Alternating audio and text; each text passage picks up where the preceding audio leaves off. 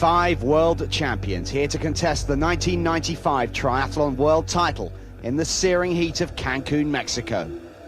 They're among 260 of the world's top endurance athletes who will race over 1.5 kilometers of ocean swimming, a 40-kilometer bike ride, and a final punishing 10,000-meter run.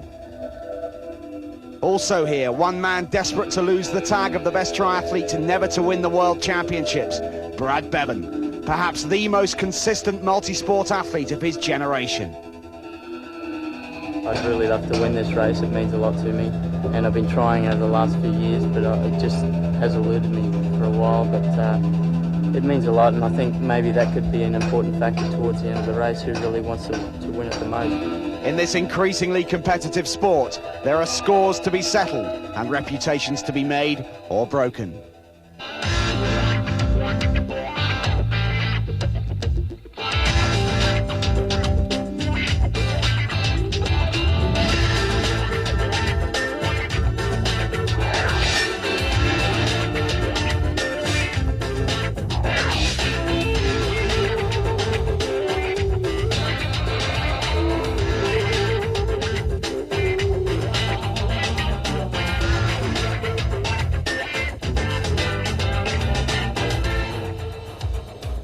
Every sport has its big day, and triathlon is no exception. It's the end of the season and the end of an amazing World Cup series. But this is the big one. This is the World Championships here in Cancun, Mexico. With me is former top 3 in the world, Katherine Davis. Katherine, you've competed in the World Championships before.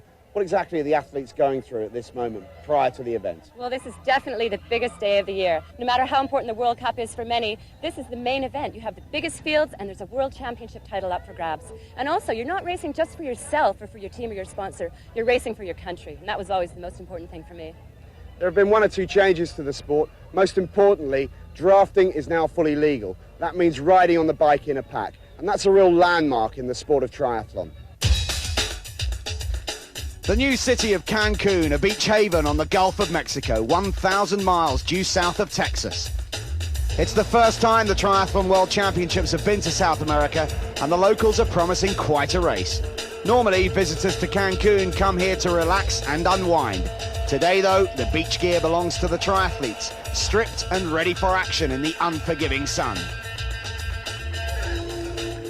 It's a far cry from Wellington, New Zealand, where 1 year ago Britain's Spencer Smith became the first man to retain a world title, and where an Australian called Emma Kearney launched herself onto the world stage. Kearney's here this year, but there's no Smith. As triathlon has tried to adapt to more competitive fields and increasing public interest, he's one of those not happy with the rule changes adopted by the sport's governing body. Katherine Davis explains. Some say that drafting or riding in pack formation like professional cyclists will change the nature of triathlon. Well, the rules have changed, but not so much the results. We've seen the same athletes place in the top 5 positions race after race, drafting or non-drafting. Names like Brad Beven, Hamish Carter, Carol Montgomery and Emma Kearney are fine examples of athletes who can win in any conditions. There's no denying that drafting has been controversial. In fact, 2 former world champions, Spencer Smith and Michaela Jones, aren't here today in part because of that. But with this new dynamic style of racing, the real talent will always come through. The pre-race talk was of the long-awaited showdown between Brad Beven, the 95 Triathlon World Cup Series winner, and Simon Lessing, winner of this summer's World Long-Distance Triathlon in France. Beven is the marginal pre-race favourite, having put together an astonishing series of victories in the last 2 years. But it's the world title he craves, and Lessing who stands in his way, as he explained the day before the race. Imagine that you come off the bike with Simon Lessing. We all know he's a great runner. We all know you're a great runner. What do you think will happen? You want this race. He said that he doesn't really care. You both really care about it. What do you think might happen? I'm sure he cares a fair bit, and he'd love to beat me. There's a lot of pride involved. If it comes to that scenario, it's something I've been thinking about the last few days as well. It's very hard to say whether I'm going to try and make a break somewhere throughout the race or save it to the end. We do train together a fair bit in Europe, but I think you just have to find that out on the day. To win a world title, there's so many people that are behind you, and when you do a race like this, you're not just doing it for yourself, you're doing it for the people who help you out and who support you. So, it'll be very satisfying if I can do that. Amakani has matched her compatriot Beven for invincibility on the World Cup circuit. She represents the new breed of triathlete, trained specifically to perform at breakneck speed over these 2-hour swim, bike, run events. But it's from the old school that her main challenge will come today, from Karen Smyers, a former world champion at this distance, who this year stepped up the mileage to win her first Ironman title in Hawaii. There's no Michaeli Jones, but still a battle to savour. I think the World Championship's always going to be a tough race, and it's not a certainty that you're going to win, but everyone seems to look at me as a favourite, and I just sort of got to take that pressure as I go into the race and just hope that I can perform on the day. So the crowds have gathered in their thousands early at the swim start to see the women go off 1¼ hours ahead of the men. It's such a tough course, and it might only be 8:45 in the morning, but the temperatures are already well into the 90s and rising.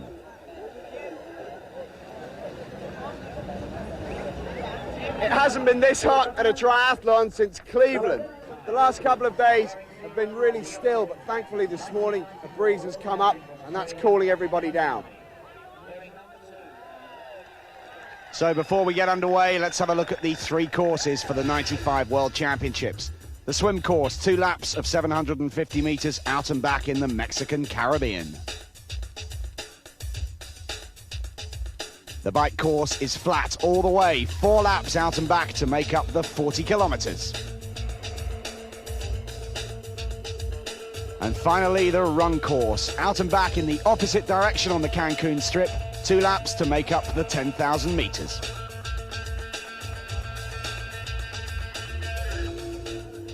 It's the final race of the ITU World Cup season. It's the last race, it's the biggest race, it's the 95 World Championships. And there are over 70 women lined up in the start to begin their 1.5 kilometer swim. This is the moment they've all been waiting for. Katherine Davis is alongside me. We'll be talking you through the action from start to finish here this morning in Cancun for the women's and the men's race. Katherine, there's some bumping and barging going on. This is a big field. Well, it is the biggest field we've seen all year. There's about 80 of them, as you said, and there's a lot of bashing going on, and everybody really wants to get out into that top spot as soon as they can. Everybody's really nervous. They want to do the best they can for their country, for themselves, and for their team, and you can see there's already a few people taking the top spot. The interesting thing about the weather, this breeze has come up and it's cooled everybody down before the start, but on the negative side it's brought up this chop and this slight swell, which is making swimming conditions that much more difficult. Who do you think is going to thrive in that sort of conditions? Well, I think it obviously favors the better swimmers because they're used to swimming in choppier water. They're just more buoyant. They're able to power through the water better. So those who aren't that good at swimming, or if that's their weaker leg of the triathlon, they're the ones who are going to suffer a bit more. That's a guideline to who the athletes are. The colours refer to the colours of their swimming caps, so look out for the yellow cap of Amakani. Out they go on the beginning of the first lap. The water conditions are very warm, so as you'll note, no wetsuits at all. In fact, wetsuits are not allowed in this race. The water temperatures are around 26 degrees. It's very warm. It is the Caribbean. You may be confused, but there is a section of Mexico that juts out into the Caribbean on the Mexican east coast. That looks like Ute Mukel from Germany. She's one of the real swim specialists. We should expect to see her leading the group this far in the swim and right up to the end, but I don't know how strong she is on the bike. And right behind her is Dominique Donner of South Africa. She's a real specialist. She was first out of the water last year in Wellington. And in the green cap, just a little way back, we saw Rena Bradshaw, or Rena Hill as she's now known. She just recently got married. And she was 2 minutes ahead of the field at the last World Cup race in Sydney, so we should expect to see her out in the top spots going into the bike. Of those 3, however, Rena Hill is by far the strongest triathlete. The other 2 are very much specialist swimmers. Just caught a glimpse there of the yellow cap belonging to Amakani, who's going for the World Cup title in this race. But one of the biggest threats for her World Championship expectations will come from Karen Smyers. She told us about her Ironman victory just 5 weeks ago. Definitely still kind of on an emotional high from Hawaii, but physically it may be a different story.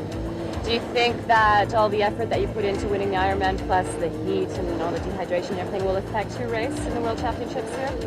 Well, to be honest, in Hawaii, I finished feeling completely fine. I mean, I didn't have to go into a medical tent or anything, and I think that you have a much better recovery if you never really get to that stage of depletion.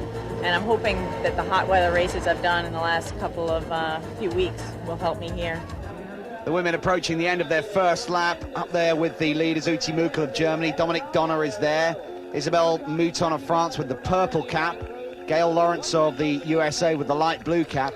And they don't actually get out of the water. Rena Bradshaw's there too. They don't get out of the water. They just get up onto their feet and wade through the shallower part of the water before beginning the second lap. It's an interesting lap system here, Katherine. It's new. We've seen dive starts. We've seen all sorts of different possibilities this year. It's just making the whole sport more spectacular. There's Carol Montgomery. She's a little bit behind that lead pack there, but she's still looking in good stead. You can see them doing that sort of wading technique. That is really tiring. It really gets the heart rate going. So like I said, this kind of swim really favors the stronger swimmer. 750 meters down, 750 to go. They've already split into two packs. With the white cap closest to us is Claire Carney, the younger of the two Carney sisters. She was the defending world junior champion until yesterday when she lost that title to Marie Overby of Denmark. And Claire now competing with her sister and really impressing in the senior ranks. Out they go for lap 2.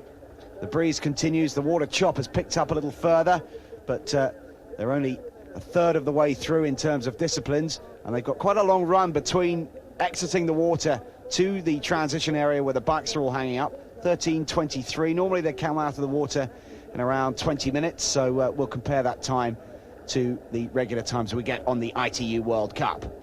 I think that's Uti Mukul. Yes, it is still in first place, but you see she hasn't really been able to break away from the rest of them. There are just so many good women here today racing.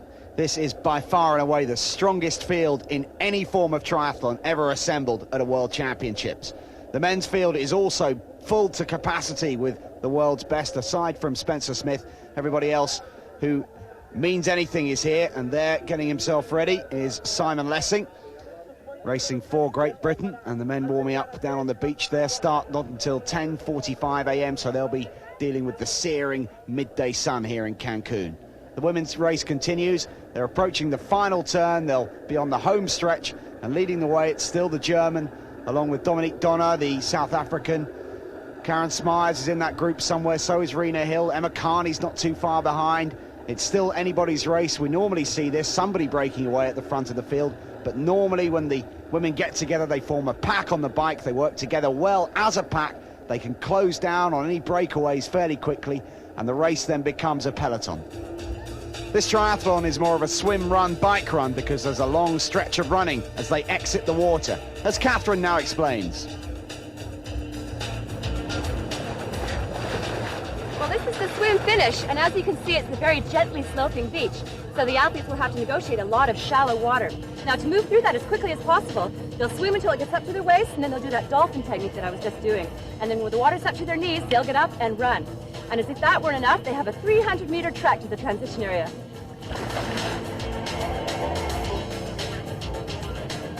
Well, I've just run in from the beach, and it's taken me about a minute. Now, this part of the triathlon is really crucial because you want to get onto your bike and on the road as soon as possible in the best possible position. On this kind of course, we expect big packs to be forming, and that's the last thing you want to be trapped in, because the bigger the pack, the harder it is to control your own race. The end of the swim leg approaching now. They're just into the last 50 meters or so. There are 6 or 7 athletes together at the front of the field. You can see them just coming into view now. Within that group, there's Isabel Mouton. She's not too far behind. Rena Hill is there as well. The light blue cap of Gail Lawrence, who's an excellent swimmer, along with the German, Uti Mukul, and Dominique Donner of South Africa. Magali Messmer of Switzerland is also in that group, but there's no sign as yet of former world champion Karen Smyers and defending world champion Emma Carney, and the time is slow, Katherine. That is a very slow time for 1,500 meters, especially in a saltwater swim. You'd be expecting them to come out in about 19 and a half, 20 minutes. So I think it was either a little bit long, or more likely is that the chop on the water slowed them down a bit, as well as the long transition. So somewhat ungainly exit from the water through the shallows for some of the athletes. They then hit this carpeted area. Here comes Isabel Mouton with the blue. She was leading the World Cup standings until the last race when Emma Carney assumed that role. Sarah Harrow got a bronze medal last year. She's just gone through. And now they take their first opportunity to take in the liquid.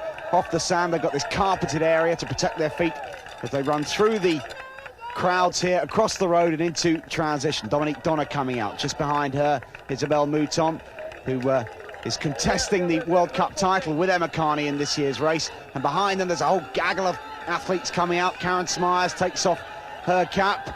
One or two looking like they're struggling with that exit. Smyers looks fit and full of running as she heads for transition. Where's Emma Carney? There she is in the yellow swim cap and the green and gold swimsuit of Australia. Carney exits the water in touch with Carol Montgomery, in touch with Karen Smyers. Jackie Gallagher isn't too far behind her. Magali Messmer of Switzerland with the quickest time in the water. Another new name ahead of Nancy Kemp of Luxembourg, 1 second down, and Ute Mukel of Germany. 3 new names for you. They're very strong swimmers. How will they hang it with the big guys on the bike? Gail Lawrence comes in, consistently fast in the water. 23 minutes, 53 seconds for a swim. On with the number. She must wear the number front and back. They must put on their bike helmets and clip them up.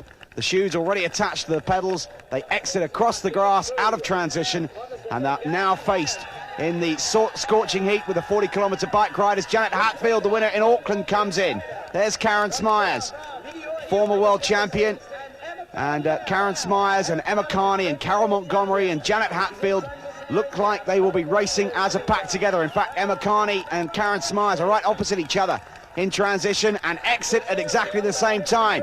This could develop into the showdown we've all been waiting for between Smyers, the old master, and Emma Carney, the young pretender. A reminder of the bike course. 4 laps to make up the 40 kilometres. It's flat all the way. Let's hear what Karen Smyers thinks about it. It wouldn't be a question of really breaking away, but yeah, staying away after the swim. That'll certainly be something I'll try. I'll try everything out there, but a lot of it just depends on who you come out with and whether they're willing to work with you. I'm sure Emma is going to do everything possible to get to the front of that bike ride, and she may not have a lot of helpers along the way because people are maybe not going to be too willing to help her out, knowing that she's probably the favorite. The favourite she may be, but this is the biggest test of Emma's career so far. She now races within the same group as Karen Smyers. There are 7 or 8 of them formed together. They're actually part of the 3rd group. Between them and the leading group, there's another smaller group of 3 or 4, and then out in front there's a group of 3 that contains Isabel Mouton, Gail Lawrence and Rena Hill. But the big race favourites are all racing together in the 3rd group, and they are now trying to haul in the group ahead of them and the lead group. And this is the lead group. It is 4 athletes, not 3. Gail Lawrence, Isabel Mouton, Rena Hill, and we think one of the Swiss athletes, one of the swim specialists, who's just hanging on in there. But there's Gail Lawrence looking determined and focused. We're used to seeing Gail racing in her yellow strip. She's now wearing the official United States Triathlon Federation colours as a member of the US team. Isabel Mouton of France moves alongside her and takes her turn at the front of the pack. This is now a familiar scene in ITU World Cup racing. The pack, the peloton forming, the guys drafting together. It makes for much better spectator value. There's Emma Carney. She takes her turn at the front of the chasing group. Karen Smyers moves alongside her, moves ahead of her and takes up the role as pack leader. Carney tucks in behind and gets a breather, and they're swallowing up a pack that's ahead of them. A sole lone rider has been hauled into the group. Emma Carney, powerful, out of the saddle. The other Australian with that group is Jackie Gallagher, a very strong cyclist and runner. She has a chance today. Janet Hatfield is there or thereabouts as well, the winner of the Auckland leg of the triathlon. There's some great athletes within that group, Katherine. Well, they're going to have to work hard to catch these 4 because Isabel and Gail are working really hard together on the bike. But for that group to keep ahead of the big group, they have to work together, and all of them have to work. And so far, we've just seen Gail and Isabel at the front. That could slow the pack down if the other 2 aren't working. And a faster, bigger pack is definitely going to go faster than a small one like this with only 2 people working. Spectacular scenes here in Cancun. The crowds have come out in their force. The Mexicans have gone totally tequila about this triathlon. They love it, and they are lining every stretch of the road. Chase group here working together, taking their turn, each of them, every one of them at the front of the group. There's Emma Carney, just increases the tempo, ups the tempo a little bit, and takes her turn again at the front. She is probably the finest cyclist amongst this group. And there's the second group being led by Sarah Harrow, and that group has now grown in size, and surely it won't be long before we see 1 or 2 big groups begin to form. But these 4 are still holding it together at the front, and that group contains, let me remind you, Rena Hill, Gail Lawrence, Isabel Mouton is in the lead for France. That's the time difference between the leading group and Emma Carney and Karen Smyers in the 3rd group. So the lead is getting smaller all the time. Well, that third group was made up of some very strong cyclists. They were led right now by Lydie Roux of France, who is the reigning world military triathlon champion, and Joanne Ritchie of Canada, who's made yet another comeback after having her third child. She was world triathlon champion in 1991 and has won a medal of every color, so she's going to be up there trying to catch this leading group led by Isabelle Mouton.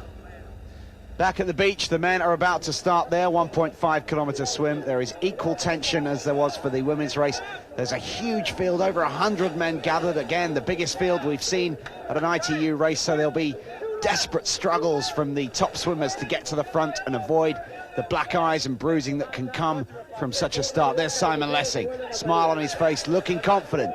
But does that belie the pressure that he must be under? Brad Beven, the World Cup leader, the World Cup champion, the #1 triathlete in the world at the moment. Just a quick chance to have a look at the women's race to see how that's developing. This is the leading group. Still they work together, still they take it in turns, and still they haven't quite yet been hauled in by the chasers. But surely that won't take too long now. The men start the 1995 ITU Triathlon World Championships. It's just after 10 in the morning. The crowd has swelled to enormous record numbers now as the 100 or so men battling it out for top honours in this young sport, this Olympic sport of triathlon, launch themselves into the Caribbean to begin their 1.5-kilometre swim. Katherine, I've never seen anything like this.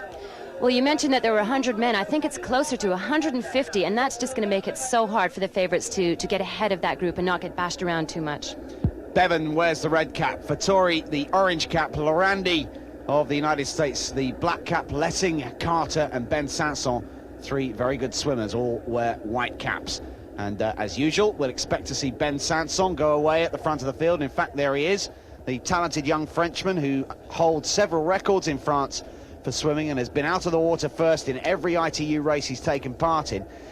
Interestingly enough, on one or two occasions he's come out of the water with New Zealand's Hayden Woolley, and perhaps of all the swimmers taking part, Hayden Woolley the only one capable of really hanging it and staying with Ben Sanson. We'll wait and see how that develops, but for the moment Ben Sanson leads the men's competition. The women coming towards the end of lap 2 of 4 on their bike. There's Rena Hill. She's tucked in behind. They've dropped the early swim specialist who was with them, and the lead group is now down to 3, and the lead officially at the end of lap 2 with France's Isabelle Mouton, Gail Lawrence and Rita Bradshaw right there. Ben Sanson continues to pull away. It is Hayden Woolley that's gone with him, and already they've opened up a significant gap over the chasers, and the early chasers include Simon Lessing, Brad Beven, Hamish Carter, three of the favourites. At the turn, Ben Sanson leads the World Championship here in Cancun, Mexico. Behind him is Hayden Woolley. Sanson very much in familiar territory. The women's race, the second group and third group have now merged to form one enormous pack, and 36, 37, around 40 seconds it'll be. So they've closed in an awful lot on the leading group of Gail Lawrence, Isabelle Mouton and Rena Hill. And here they are, the leading group. It's still Mouton and Lawrence taking it in turns. Rena content to just sit behind and let these two make the running. Now, it's nowhere near as effective racing as a group of 3 as it is racing in a large pack like this group here, which has formed. And this is now the third group as they come to this tight turn. Amazing how compressed the whole field has become so early in the race. Bianca von Wozik of Australia, the back marker of that third group. Meanwhile, the men's swim continues. Ben Sanson and Hayden Woolley coming to the end of lap 1. They too go through this butterfly dolphin technique. Look at the gap they've opened up. That's to be expected. Sanson is a powerhouse through the water, but Woolley can hold his own as well, and he's getting used to staying with Ben Sanson. These two have really split away from the group. It'll be interesting to see who comes out. I can see Brad Beven's red cap on the left of the screen there. Nate Lorandi should be amongst the leaders, but I can't see the black cap as yet. Yes, I can, just in the background. Lorandi's a little way back. Lessing is up there. Hamish Carter's within that group. So all the favourites are together, and I think it is Simon Lessing who leads that group around the turn. So a psychological advantage for Lessing to be ahead of Brad Beven at this stage. A whole herd of triathletes together now. One or two struggling at the back, but no doubt about the leaders. Hayden Woolley of New Zealand and Ben Sanson of France dominating the men's swim as they now attack the second and final lap of the 1.5 kilometre first stage. Back to the women's race then on the third lap, and the chase pack is just getting closer and closer to the leading three. There are quite a few strong runners in this pack, so they surely must be thinking of the run at this point because they know they have the lead group in their sights right down there at the top of your screen. So I think we can just eventually see, there they are, the lead three, the three small dots up at the top of the screen. I'm sure they've been looking over their shoulders and seen how close this big pack is to them, about to swallow them up. And they must be thinking that now is the time to just take it easy and let the group catch up to them so they can think about the run ahead. Surely it's only a matter of time before the two groups become one, and then we'll have all the leading triathletes, all the leading contenders for the 95 World Championship title racing together, and that's exactly what we want. Joanne Ritchie of Canada in the red, shadowing Emma Carney of Australia in the green and gold. Emma Carney leading this pack, who it seems are about to close in on the leading three, and then the whole thing will become one. What a season it's been for 24-year-old Emma Carney from Australia. Lives just north of Melbourne with her sister Claire and her parents who support her in her triathlon exploits. And the gap is shortening all the time, and it's only just a few meters now to the lead. Rena Hill, Gail Lawrence and Isabel Mouton about to be swallowed up. The pack will become one, and all the best triathletes in the world will be racing together.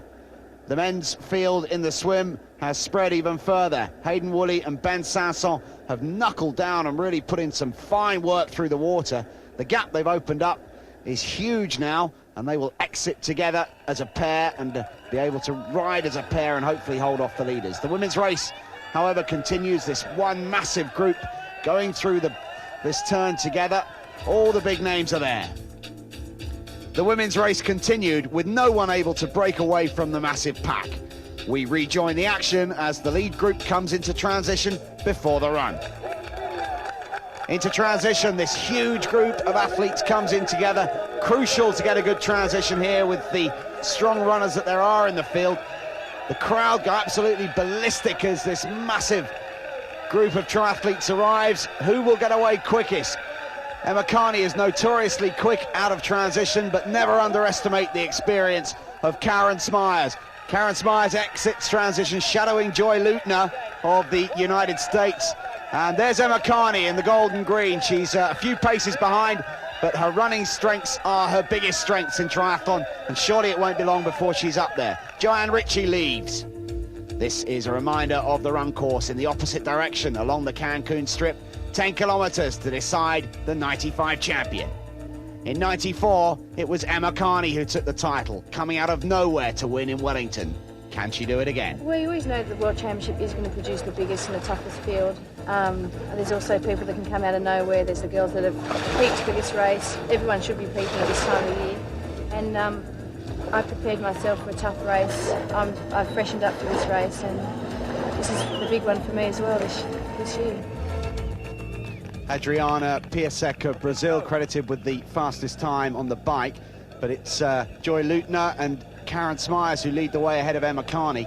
Bearing in mind the season that Karen Smyers has had, Catherine, do you think she's got enough left in the tank to deal with Emma Carney? Well, we spoke to Karen Smyers earlier, and she said that she was herself surprised about how good she felt after doing that Ironman in the heat, and she really feels fresh going into this race. She is neck and neck with Joy Leutner as the first men arrive in transition. Hayden Woolley comes in first, just ahead of Ben Sanson, the Frenchman. These two broke away from the pack early on. They'll now ride together. In the last but one race on the ITU World Cup circuit in Auckland, they managed to hold the lead right until the end of the bike. They worked together well. I somewhat doubt if they'll be able to do that with the field they're dealing with today. Smyers and Leutner still lead the way. They're neck and neck. Carney is trying to move alongside them, but Emma Carney not looking as comfortable, not looking like she's got the bounce in her step that we've seen previously from Emma in the World Cup. She's looking a little tired. Into transition come the chasers. There's Beven, Brad Beven, the World Cup champion in the green. With him, Simon Lessing, the world long distance champion. These two bitter rivals for this championship. Beven, of course, has been the World Cup champion for the past 4 years running, but the world title has eluded him even after 7 attempts. Lessing leaves behind Beven, and behind them there are a whole group of potential medalists, potential winners. More Australians leaving there in the green and gold. And there's Leandra Macedo, the winner of 2 ITU World Cups in Cleveland and in Brazil this year. Hayden Woolley with the fastest swim time. Sanson second, and then Hamish Carter, the Auckland champion, third. The men will settle down. We'll rejoin the women's race where the real action is happening. Well, Karen Smyers and Joy Leutner are leading after an hour and a half for the women's race, and it looks like they've dropped Emma Carney a bit. We can't see her in the picture. We've seen these two perform so well in the 1990 World Championships in the heat, and it just looks like the heat may be affecting Emma a bit. She looks a bit heavy out there, doesn't she, Matt? She does indeed. It's been a long, tough season for Emma. Ben Sanson and Hayden Woolley are still leading the men's bike at the end of the first of 4 laps for them. They're working together well. In a moment, we'll see how far behind Lessing, Beven and Hamish Carter are. But meanwhile, here's the third group that's formed. That contains Nate Lorandi, perhaps the most prominent athlete within this group, the American who has been improving all the way through this season. 3rd place in Auckland, 3rd place again in Sydney. Here's the chasing group. Brad Beven and Simon Lessing shoulder to shoulder. Hamish Carter is there as well, just on the left of the screens. These three, the big 3 favourites. And 44 seconds is what they've got to try and find now in order to catch up with these two. Hayden Woolley of New Zealand, Ben Sanson of France, the 2 best swimmers in this race, and they've made the most of that skill. Here's the group that contains Nate Lorandi, one of the Japanese leading the way at the moment. Leandro Macedo, the winner in Cleveland, the winner in Brazil, is also within this group. He could thrive in the heat here. This could really suit him. Here's Simon Lessing, head down, getting as aerodynamic as possible. Brad Beven takes his turn, moves alongside. There's a real battle of wits going on between these two. Beven, I would suggest, is the hungrier of the two. He desperately wants this title. So does Hamish Carter, though. And he moves alongside just to prove, just to show to the others, I'm still here, you're not getting away from me, and I can up the pace as well. Brad Beven of Australia, 4 years in a row, the World Cup champion, but still never the world champion. I've been trying for the last 7 years. This is my 7th world title, so I've been to every one. But, you know, I've been favourite for the last 4. And I've sort of come close, but never really got it. But, you know, I will be disappointed if I don't come up the front there. But, you know, I've still got my whole season that I worked very hard for.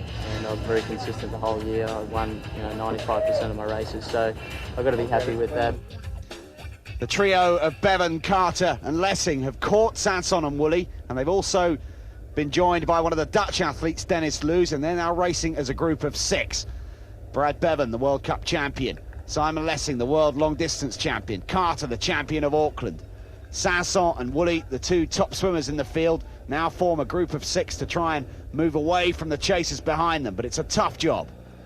Emma Carney has been dropped by Karen Smyers and Joy Leutner.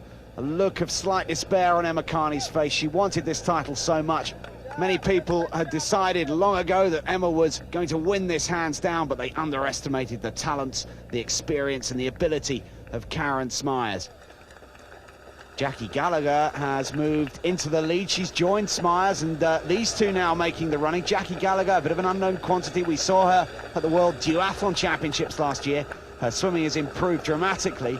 She now leads Karen Smyers, but Smyers hanging in there and just keeping her in her sights. Here's the leading group of 6 in the men's race, battling it out together, working as a team, taking their time, taking their turn at the front of the field, and they're now on lap 2 of 4, and the pace they're setting is fast and furious. Beven is the back marker of that group at present. Oh, and he's over! Brad Beven is over. Goodness me, that could be the end of his World Championship ambitions again. I'm not quite sure what happened there. He seemed to tangle with one of the other racers at the back of the group. But amazingly, Brad Beven is off his bike. He skids across the road. And let's see it again. His front wheels seem to clip that of Hamish Carter just in front of him. And he just toppled over. Ouch. Brad Beven falling heavily onto his left thigh and skidding across the tarmac.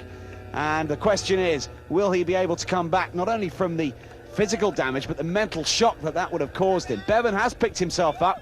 He's continuing on his way, but he's lost an awful lot of ground, and we can see some obvious damage to his leg, and he's been caught, or about to be caught, by the group behind him. So a near disaster for Brad Beven. He has picked himself up, but can he come back from that? Well, Bevan's a tough man. I'm sure he'll do the best he can to put his race back together, but he was lucky that he was far enough ahead of this chase pack to give himself time to put himself back on his bike, and he still has a shot at the race. So shock horror for Brad Beven. Meanwhile, the women's race continues, and Karen Smyers injects an extra modicum of pace and leaves Jacky Gallagher behind her. That's the experience, the strength, the stamina and the ability of Karen Smyers. the winner of Ironman this year. She's done everything possible in the sport. Many of the young triathletes look up to Smyers as the person they would most like to emulate. But let's not overlook the performance of Jacky Gallagher to hold on for the moment to second position for Australia. The men's group is now being led by Simon Lessing, the long-distance champion, the Briton, originally from South Africa, but now races under the Union flag, and he comes around the turn at the end of the third lap, and the group behind them, the clock ticks on. We'll see how many seconds there are, but look at the size of that group, and if they close down on the leaders, we'll have 40, maybe 45 guys racing together, and that will provide a spectacular end to the bike leg here at the 95 World Championships in Cancun. Lessing at the front of the field, Carter alongside him, and amazingly enough, we've just heard that Brad Beven has only lost around 25 seconds, so despite that fall, he managed to pick himself up and get himself on his way within 30 seconds. Karen Smyers leads the way. She's looking comfortable. She's looking strong, full of running. She's timed her race to perfection. As you can see from that camera angle, she's opened up an unassailable advantage, surely now over the rest of the field, barring an injury. Surely it's just a formality now for Karen Smyers to come home and add the ITU world title to her prolific list of achievements this season. Jacky Gallagher of Australia, number 26, holding on to second. It's Joy Leutner, we think, who's in third behind her. Emma Carney has dropped off the pace. It looks like Emma Carney's challenge for her second world title has dwindled here in the heat of Cancun. The men's race continues. This chasing group still going in search of the leaders. That looked like Leandro Macedo leading the way at that point. Within that group somewhere is Brad Beven. And amazingly, despite that fall, it looks like Brad Beven is about to rejoin the leaders as part of the second group and therefore get back on winning terms in this 95 World Championships. The lead group is now being swallowed up by the chasing pack. You can see the difference. It's just a matter of meters now, so we have this huge group formed at the front of the field. This is a dream finish to the 95 World Championships. A pack of 30 or 40 guys racing together. They've got one lap to go before transition. I'm sure the spectators will love them all arriving together, but on the other hand, I'm sure it's not what the athletes had in mind at all. Let's go back to the front of the women's race where Karen Smyers looks like she's about to take the 95 title. What a season and what a victory this is for Karen Smyers, Katherine. Well, this time she can really relax and enjoy the applause of the crowd. Last time she won the World Championships in 1990, it was a sprint all the way to the finish with Carol Montgomery and Joy Leutner, and she just managed to stay ahead of Carol by about 8 seconds. But this time she's got a good 20 or 30 seconds ahead of Jacky Gallagher, who's in second, and she even has time to pick up her country's flag, the Stars and the Stripes, and jog all the way down to the finish. Just a glance over her shoulder from Karen Smyers, but she realised there's no imminent danger coming from behind, and the 95 World Championship ITU title belongs to Karen Smyers of the United States. The Mexicans are loving this. Their generous support is boosting Karen every step of the way. Jacky Gallagher is in second. She's a long way back, but it looks like she's clear and safe in second. Karen Smyers of the United States comes home to become the 1995 ITU Triathlon World Champion in Cancun. Smyers takes the gold. A breathtaking performance from the woman that many had written off as not being able to challenge the likes of Emma Carney in the regular ITU races, but she's done it. And a brilliant performance for second position, the top Australian finisher, Jacky Gallagher. She takes second. Now that's quite a surprise. No one really had Jacky on their list of medalists, so she must be absolutely thrilled at her result here today. Good payoff for both these girls as well. Plenty of US dollars available. And Joy Leutner puts 2 out of 3 Americans on the podium by taking third place. Again, another one that we wouldn't have expected to be up there with the best. But Leutner of the US takes the bronze medal, immediately congratulated by the gold medalist. There's another title waiting to be decided. It's all happening here because the men's pack is about to grow to around about 50 athletes. There are 2 groups very close together as they come round the bend to begin the final lap before they go into transition and the 10-kilometre run. You can see how many there are potentially in a few moments from now about to arrive in transition together. It could be chaos. Whichever way, it'll be spectacular. We've never seen anything like this in any triathlon. I've never seen anything like this in all my 10 years as a triathlete. So many guys, any one of 10 or 15 of them could win this race.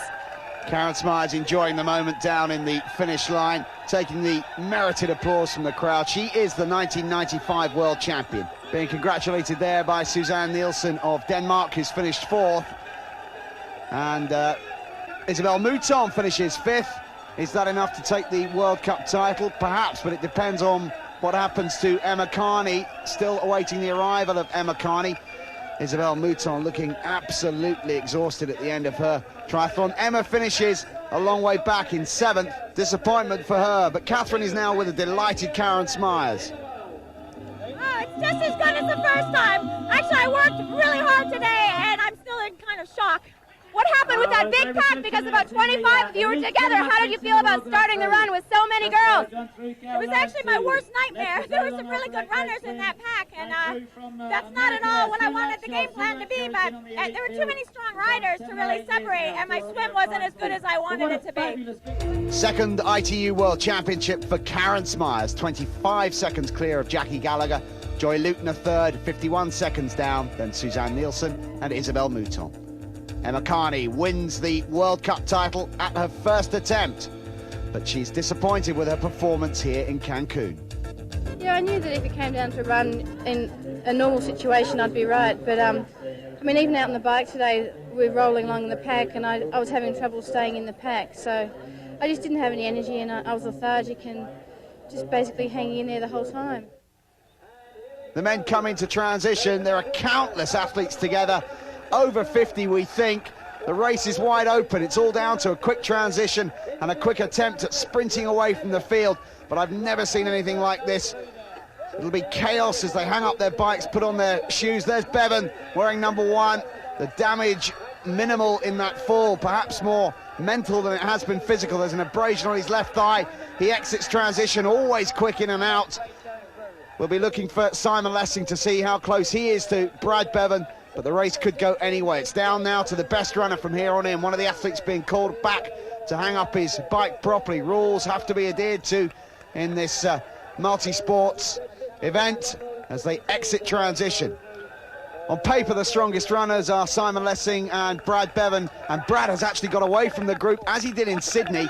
He sprinted out and attempted to put as much daylight as he can between he and the rest. There are the official bike times, so not that that makes too much difference, but Oscar Galindez with the quickest split officially as the group now spreads and the top athletes battle it out at the front. Simon Lessing with Leandro Macedo. Lessing, the world long-distance champion. Macedo, the winner of 2 ITU World Cup events this year. A very good runner, a very strong runner in the heat.